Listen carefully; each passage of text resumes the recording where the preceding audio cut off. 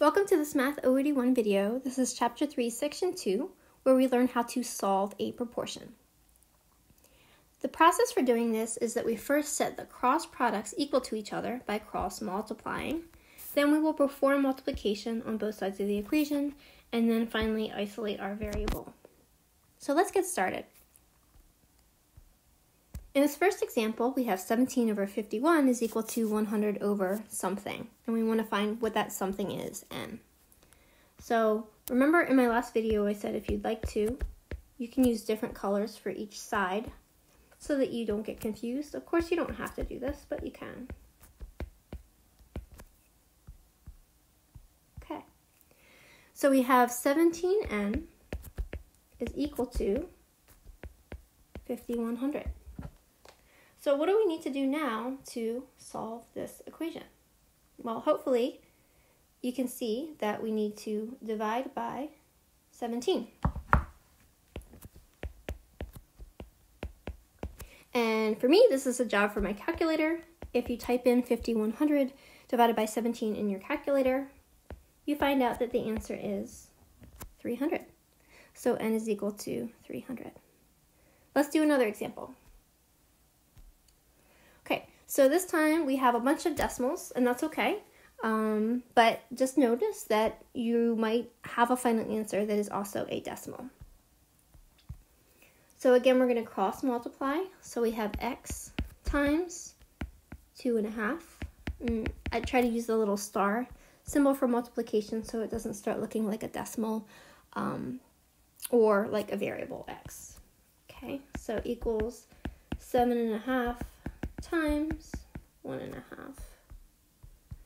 Okay, so we have 2.5x equals, okay, and if you're following along, you can type in 7.5 times 1.5 in your calculator, and that gives us 11.25.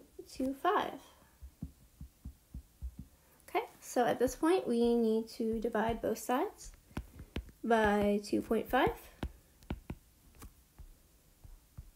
And we find out that x is 4.5.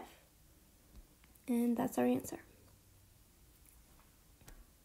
All right, let's do another example. So again, we are going to be cross multiplying. So we have -3 times 4 equals 5 times something. So we have -12 is equal to 5n. And then we divide both sides by 5. So you have some options here. Normally what I would recommend is to leave this as an improper fraction. However, if you did express it as a decimal, it would be a terminating decimal. So you could also write it as n is equal to -2.4. All right, let's do another example. So look at this example. What's different? What's new about this? Well, we have a few things. First is that we have fractions. And then not only do we have fractions, we have this nasty, ugly mixed number. So anytime you're given a mixed number in a proportion, you have to first change it to an improper fraction before you can do anything else with this problem. Okay. This is one of the first things we learned, I think it was back in Chapter 2 when we were studying rational numbers. You are taught or reminded how to convert a mixed number to an improper fraction. But let's go ahead and review how to do that. So the way we do that is we take this whole number 1 and we multiply it by the denominator, which is 5. And then we add the numerator, which is 4. And all of that is going to be over 5. So 5 plus 4 is 9. So 1 4/5 is the same as 9/5. So before I can do anything else, I need to rewrite this whole proportion, and I'll put this in a different color so you can see what's changing. I need to rewrite this so that it has an improper fraction in it. Okay, now I can do what I normally do to solve proportions, which is to cross multiply and solve. So let's go ahead and do that. So I'm going to have 1/2 times 9/5 equals 3/5 times n. And if it's somehow upsetting you that n is the only thing that isn't a fraction, remember you could always throw it over 1. You don't need to, but you can. So we have a lot of fraction multiplication here. So remember, you just multiply across on the top, multiply across on the bottom. Okay, so let's look at this and think about what we have here. So we have basically another proportion. We have 9/10 is equal to 3n over 5. So what should we do? Well, for me, I would probably just cross multiply a second time because that's just the fastest and easiest way to get to the answer. So we have 9 times 5 is equal to 10 times 3n.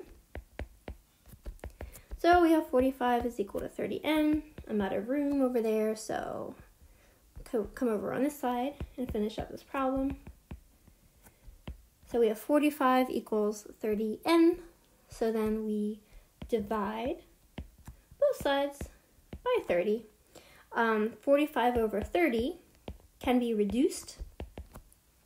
Specifically, 45 is 3 times 15, and 30 is 2 times 15. So the 15s cancel out, and we just have n is equal to 3/2. And of course, if you wrote that as a decimal, that would be 1.5. Okay, let's do a few more examples because I think these ones can be kind of challenging, and I just want you to see a few more examples to be comfortable with this process. If you're good with this, of course, you can always sign off now and start working on your homework. Okay, so again, we have a similar problem to what we were just doing. We have fractions all in here, and then we also have this nasty mixed number. We have 1.5 here. So before we do anything else, we have to convert this 1.5 to an improper fraction. Okay, I won't spend a lot of time doing that this time. Just know that 1.5 becomes 3/2. So the first thing I do is I have to rewrite this proportion so that 1.5 again is 3/2. It's an improper fraction. So that's the first thing I'm going to do. All right, so